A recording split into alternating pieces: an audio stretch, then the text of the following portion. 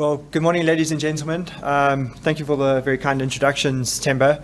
At the outset, I'd just like to thank Sari and Lorenzo for making the trip out to South Africa. I've really enjoyed the past few days with you and getting to know you a bit better. We've done a lot of interviews, and we were at WITS yesterday. We spent the day with Professor Limkile Mondi, which was really great.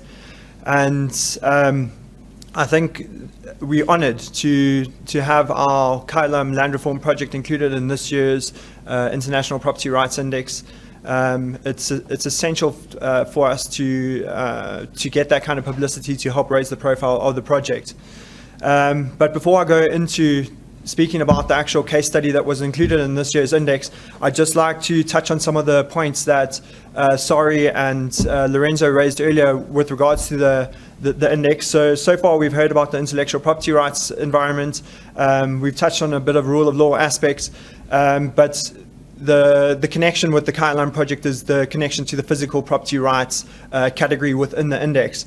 So I'd just like to point out a few things from this year's index. You'll see that South Africa dropped by 0.65. So the immediate thing that you'll notice from 2017 to 2018 is the dramatic fall in all of the variables. So as Sari pointed out earlier, the overall index dropped by 0.65, and that's the single largest decline of any country on the index. And we see that it dropped in the legal and political rights environment by 0.26, by 0.51 in the intellectual property rights environment, and it dropped by a massive 1.18 in the physical property rights variable. Now, the reason for that is probably due to the fact that the data for this particular variable was taken from the World Economic Forum's Executive Opinion Survey. And that survey was compiled in April this year. So it was shortly after the parliamentary announcement that government will be looking into the expropriation or setting up the ad hoc review committee to look into the expropriation of property without compensation. So this variable here really reflects what Sari and Lorenzo were talking about earlier in terms of the qualitative types of intuitions of executives within South African companies on what they perceive to be the future of South Africa. So it is a forward-looking kind of variable there. So that's the depressing news that I would like to highlight now. But to change the mood a bit, I would now like to start talking about our Kailam Land Reform Project case study that was included in the index this year. And let me just say at the outset that we're really proud and excited about this project that's making a real difference in the lives of South Africans. And this is our poster lady, you can call it, for the Kailam Land Reform Project, Mrs. Maria Matupi, at 99 years of age. 3 years prior to her birth, the 1913 Natives Land Act banned land ownership by black South Africans, and for most of her life, Mrs. Matupi experienced firsthand the devastation that this evil apartheid legislation caused for South Africa's black population. And over 20 years into democracy, this was the moment for Mrs. Matupi when she could finally say that for her, apartheid really and truly came to an end. And the point is that when we asked Mrs. Matupi what it meant to her to receive the title deed to her property, she said that she could now sleep peacefully and she could stop worrying, knowing that her children and grandchildren have a secure home. So the Kailam project is a robust campaign. It has several moving parts, but essentially it's about partnerships between municipalities, donors, and the Free Market Foundation. And it really is a long story, but the project was initiated in 2010, but it took over 2.5 years of negotiations with the local municipality in order to convince them of the importance of the project. And then in 2013, which happened to be 100 years after the notorious 1913 Natives Land Act was passed, the first 100 beneficiaries of the project received title deeds to their property. And we're now operating in several municipalities across the country. And so far, we've transferred over 6,000, or we're in the process of transferring over 6,000 title deeds. Now, when you consider that each house is worth approximately 100,000 Rand on average, it means that we've effectively unleashed over 600 million Rand in dead capital, to coin the term from Hernando de Soto's landmark book or publication called The Mystery of Capital. And This all came for the relatively modest investment of about 13.5 million rand. So you can see that the project provides, in layman's terms, an excellent bang for your buck. Now, everyone in this room, I think, recognizes that property owners have a very different set of incentives than do people who rent housing. And among those are incentives to invest in your property and to use it profitably, knowing that you will be in a position to realize those benefits. And I think the pictures of Mrs. Malalogi's house before and after receiving title deed illustrate that point, that homeowners tend to invest in their properties. So this is a picture of Mrs. Malalogi's house taken in September 2013 before she received the title deed to her property. This is a picture of Mrs. Malalogi with her title deed that she received at a titling ceremony in October 2013. And then this is a picture of Mrs. Malalogi's new and improved home. And the thing is, when people own what is rightfully theirs and they can truly call their plots of land their home, we believe that the dynamics of their situation and the country at large will change. And by securing property rights, it's a concrete step towards creating a freer and more prosperous society. So all of the talk in South Africa now is of radical economic transformation and expropriation without compensation. But we believe that our Kailam project is radical economic transformation and is a tangible and practical example of real ownership restoration in action. So I'd like to start wrapping up. This is a quote by a friend of ours, Botumela Pongwayo, who we affectionately refer to as Tumi. He's the head of home loans and affordable housing at Standard Bank. They were one of the sponsors that transferred 100 title deeds in 2017. And I think this quote's really, really amazing, and we use it to help us try and promote the Kailam Land Reform Project. But on that note, I'd like to really thank Sari and Lorenzo once again for coming, making the trip across the Atlantic, coming out. I know Sari had to make several flights to get here from Venezuela. But we're really honored to have our Kailam Land Reform Project included in this year's 2018 index. As I said at the outset, we think it's essential for this type of publicity in order to help raise the profile of the project so that we can continue securing property rights for the future Mrs. Matupis. And now's the time for the selfless plug. So if anyone would like to donate towards the project, please feel free to contact me. These are my contact details. You can contact me at any time of day. We work for an NGO, so we work 24 hours a day, 365 days a year. And alternatively, you can come and chat to me during the lunch break. But I think there's no amount that's too small to contribute, but I think at a price of 2,250 Rand per title deed, it really is a small price to pay in order to secure a title deed for somebody and effectively buy that person their own home. So on that note, thank you very much for attending today. It's much appreciated to see so many friends and new people in the room. And thanks again to all the speakers. Kelly came all the way up from Cape Town to be with us today, and obviously Sari and Lorenzo all the way from Venezuela and from Washington DC. But please do stick around. We're going to have lunch will be served, I think, at 12:30. So we do have a bit of time, and it's on the second floor if you go up the elevator. But thank you very much for attending, and thank you very much for your attention. Thank you.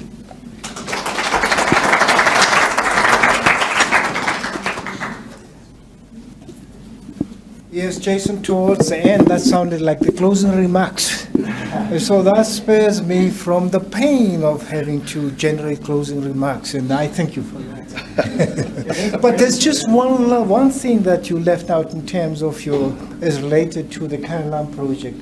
And this is very, very important for you to understand what the Kailam project is about.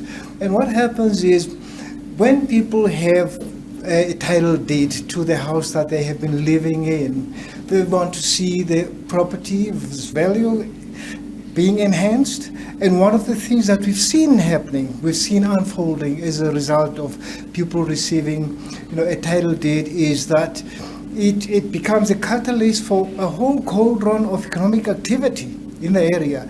And so who gets hired? It is artisans of all sorts. It is builders, it is bricklayers, it is plasterers, it is painters, it is welders who manufacture the gates and burglar bars, it is plumbers, and all this occurs without any government subsidy.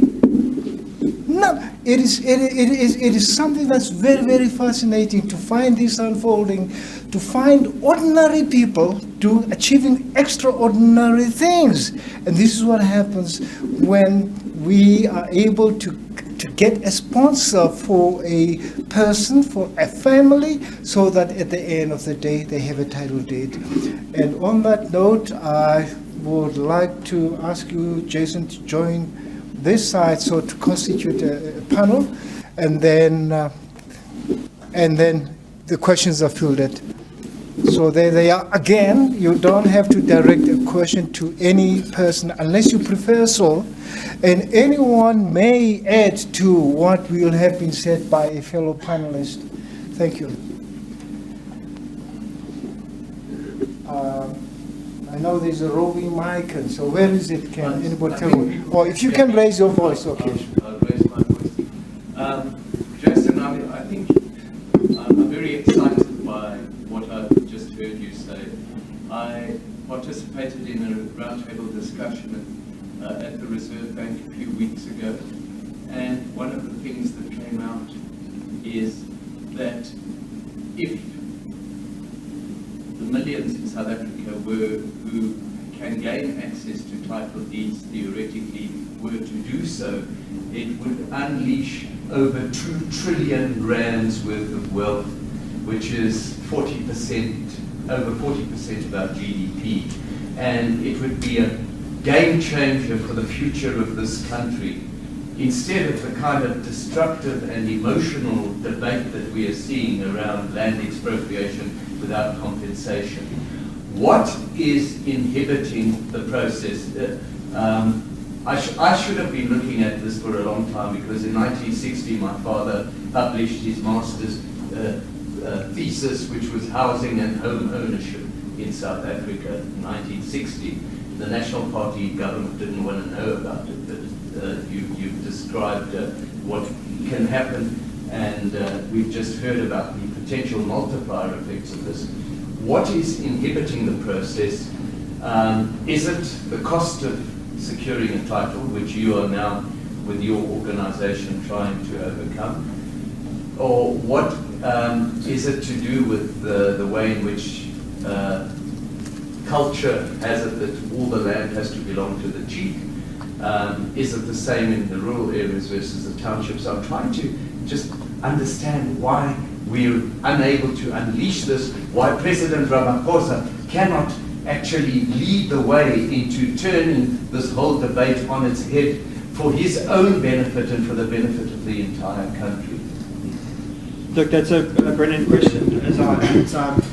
I've often grappled with that same type of question myself, and I don't know what the answer is, because we work with various municipalities across the country, but the legislation's there. The 1991 Upgrading of Land Tenure Rights Act has been around for a long time. So, and there is a cost involved of registering the property with the deeds registry, but it's a really insignificant cost when you think about it in the grand scheme of things. But it's not exactly straightforward, and it varies from area to area. So it's with the Kailam project, we kind of going for the low-hanging fruits, and those are properties that have been properly surveyed, properly pegged out, they're registered with the deeds registry, and it's just a matter of actually instructing a conveyancer to transfer the property and get it registered at the deeds registry. Of course, we're also involved in a lot of other types of more complicated transfers, for example, down in the Western Cape. And if you're interested in any of the details, you can chat to Perry Feldman, who is our project manager. He's sitting over here during the lunch break, and he'll tell you about some of the intricacies involved in various areas across the country. But it is an interesting question, and we're hoping that through the Kailam Land Reform Project that we'll be able to make a significant dent in the problem, and it will almost act as a pressure release valve, so that this kind of nationalization of land is really just kind of relegated to, well, the thing that it should be. So I don't know if Leon's is actually sitting here very quietly, but we probably got the greatest kind of legal mind in terms of conveyancing sitting right here. So let's just, if I can defer over to him, because I'm just the kind of performing monkey. It was Leon's idea to start this process, and he had this laser-like type of vision to say, well, why don't we just look at this? This is the thing that really has the potential to change the country. Here we have all of these people that are sitting on government-owned land, but they don't have full unambiguous title like we do in historically white areas to that property, so that they can use it for any beneficial purpose, leveraging the loan, bequeathing it to their children, anything that white people in this room take for granted. So, Leon, if you'd like to add something, can I hand over to you? Yes, the question is what's stopping it, and that's the very tough question, and it's a range of things. It's not one single thing. Some of it is just racist patronizing attitudes. For example, the government supposedly gives people RDP housing, and it comes subject to what's called a preemptive clause. In other words, people are not free to trade it. Essentially, it's a kind of 8-year house arrest. You have to be personally present for 8 years, and if you aren't, then the property gets repossessed and passed on to somebody else, probably who paid a bribe.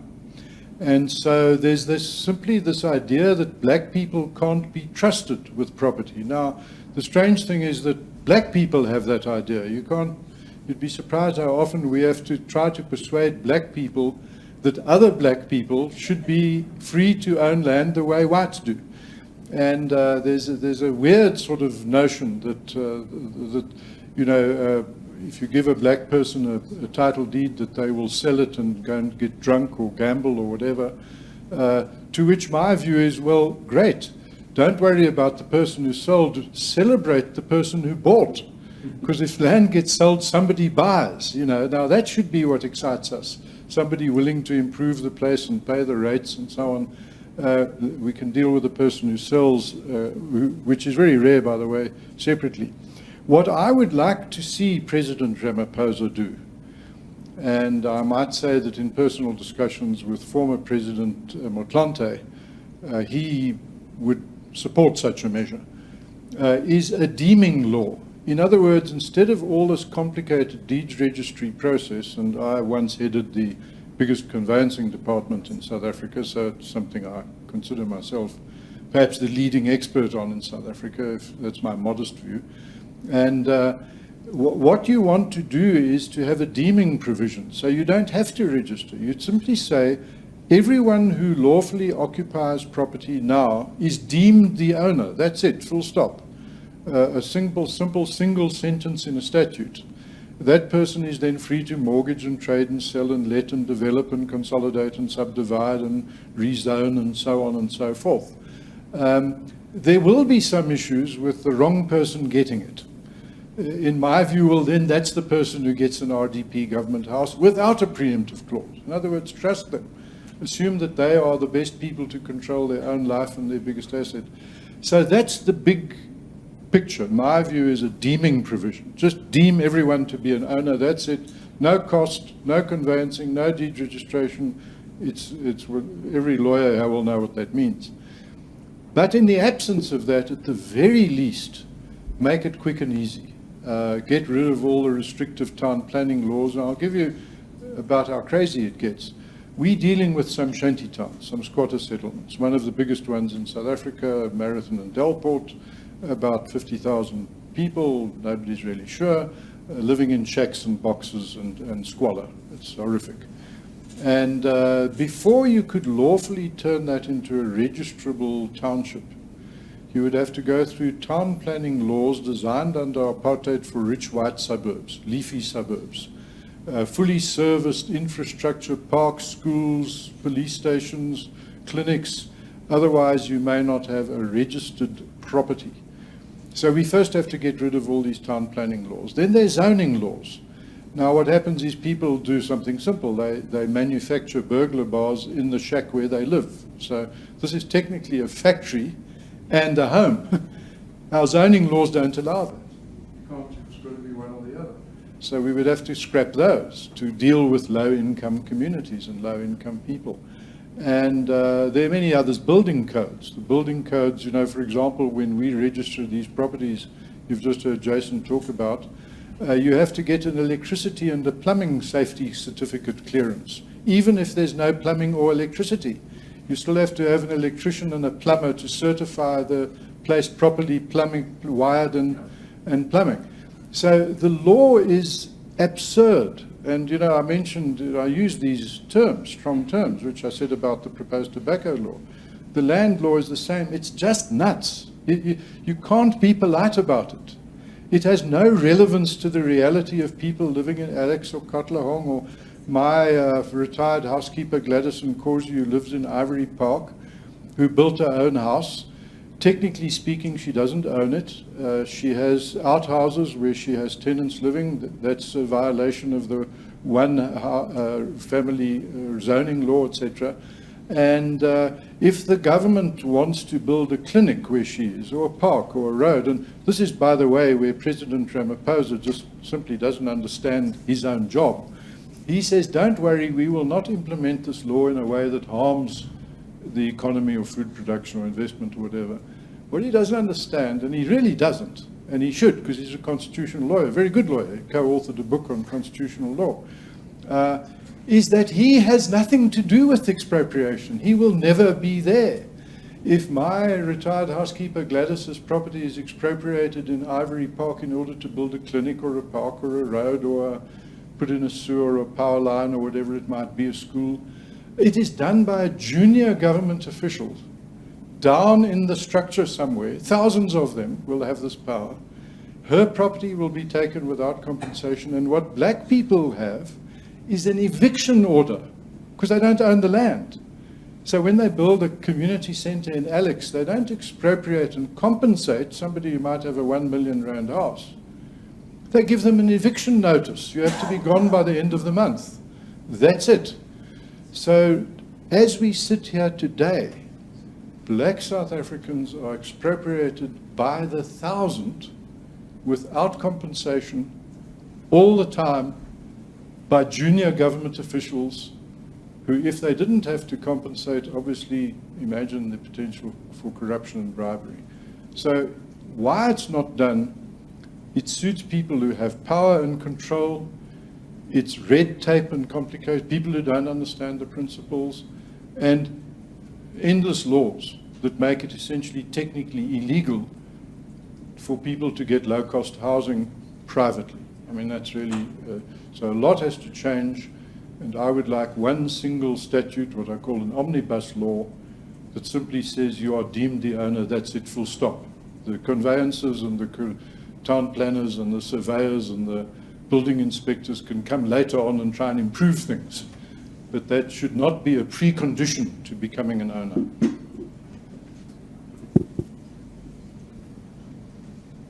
It was two long answers to one short question.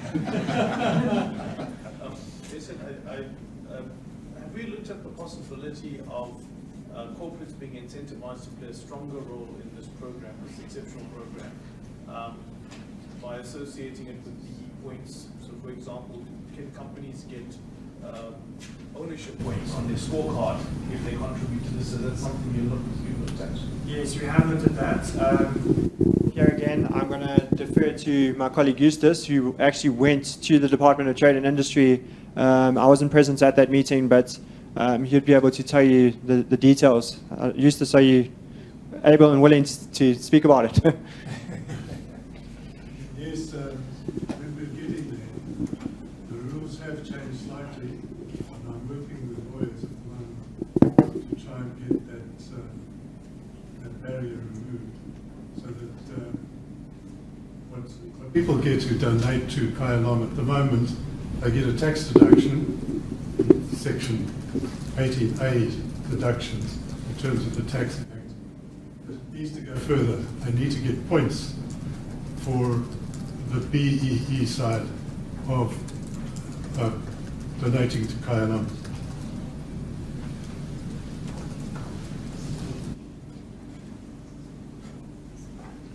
Okay, most people are a bit quiet. Okay, I note your hand. There's one point that was raised by Aja that relates to the traditional leaders. And what I want to say there is what is unfolding within those areas, and that is areas, households that fall within the jurisdiction of traditional leadership, so to speak. On the periphery of those areas, you have townships where people have been getting title deeds, and people within those areas are starting to exert pressure on the traditional leaders that they want also the title deeds that people enjoy outside of their areas. So that's a positive thing going forward. Anyway, there's a question that the gentleman wanted to ask.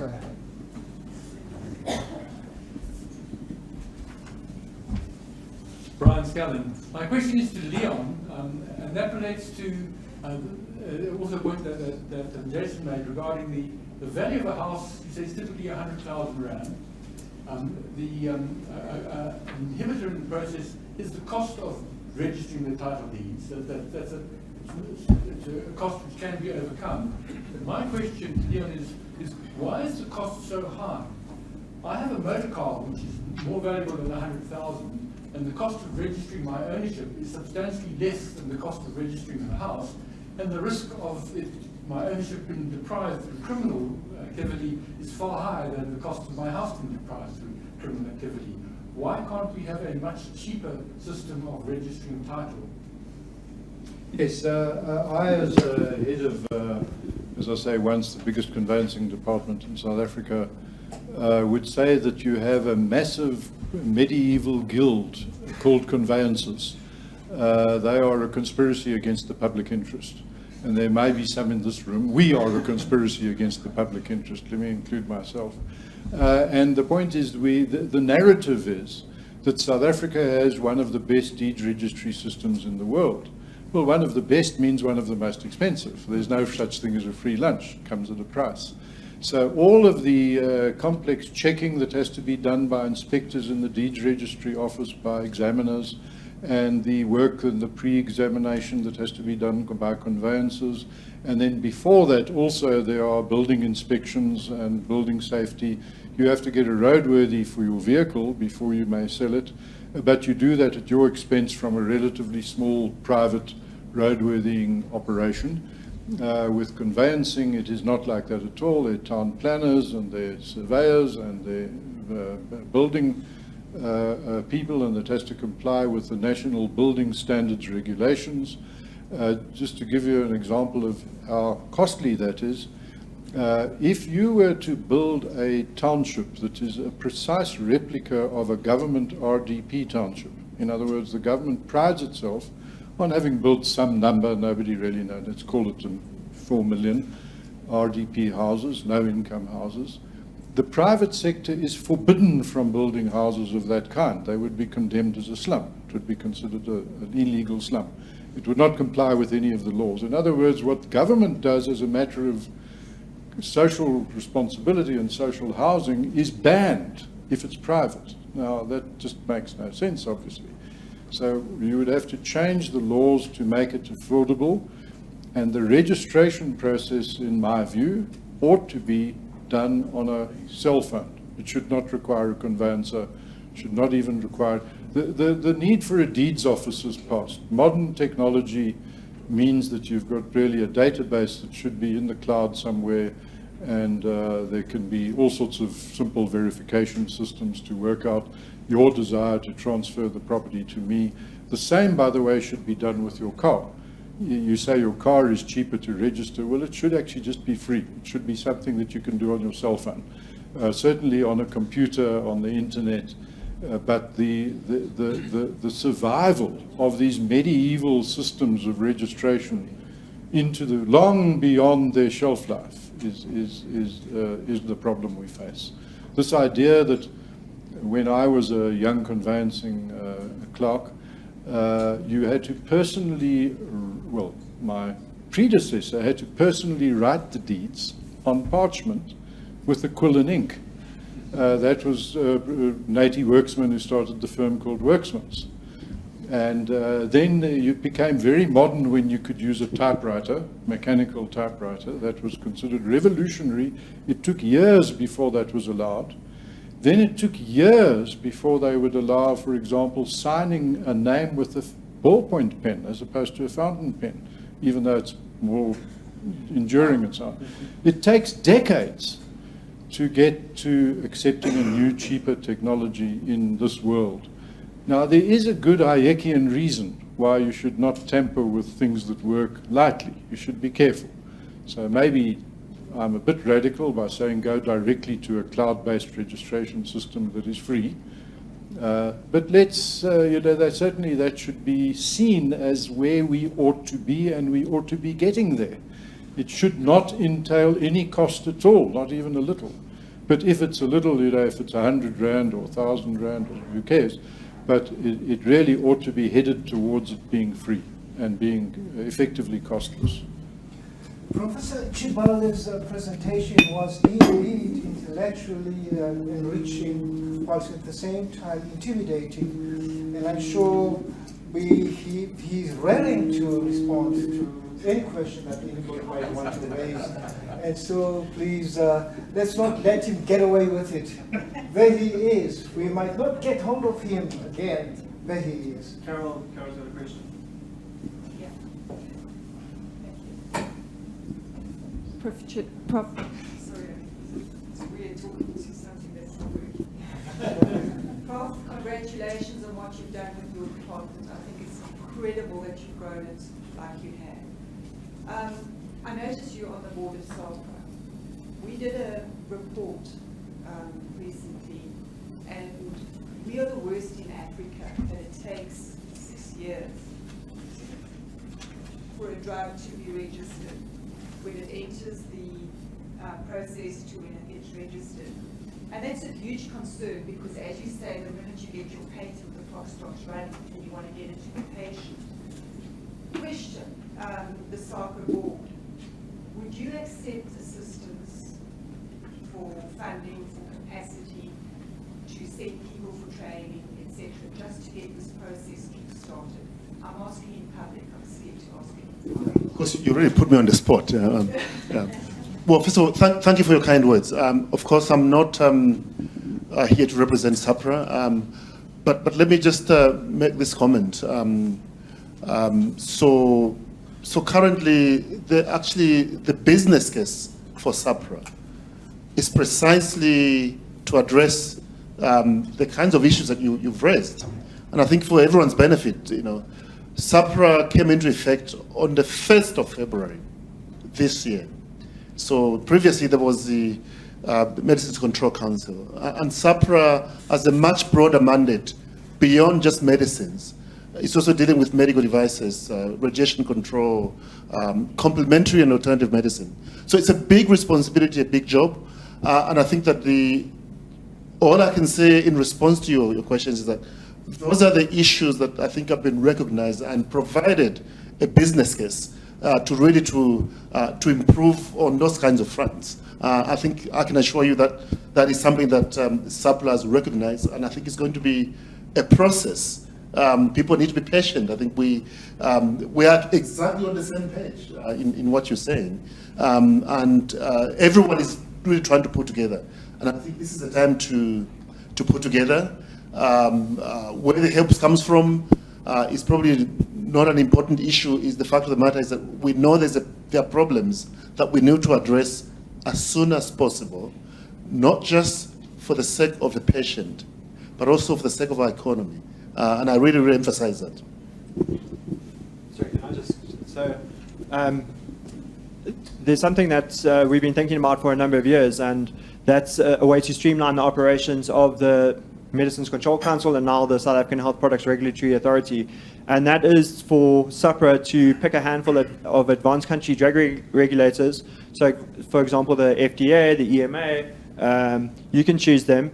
And any drug that's been approved by 3 or more of those advanced country drug regulators should just gain automatic approval in South Africa. So I think the the idea is to get those products onto market, and then the role of SAPRA should be to monitor the efficacy of those drugs to make sure that they're doing what they say they purportedly do.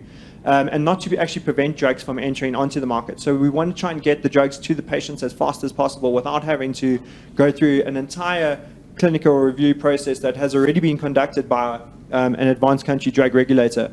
So I think that idea would not only save scarce taxpayer resources, but it would also save a lot of time. And I'm not suggesting anything radical here. Any drug that obviously hasn't been approved by an advanced country drug regulator, then sure, go ahead and go through the full clinical review process in South Africa. That's just a suggestion. Yes, maybe just to, again, just to emphasize, I am not here as a SAPRA board member, and of course, I am bound by what a board member can do. But in fact, the industry, I think, can attest to this. There have been consultations. So, for example, there was a meeting of the CEOs of all the pharma companies came to the Department of Health and met the board, and there was a very transparent process to talk, and I think we have to talk.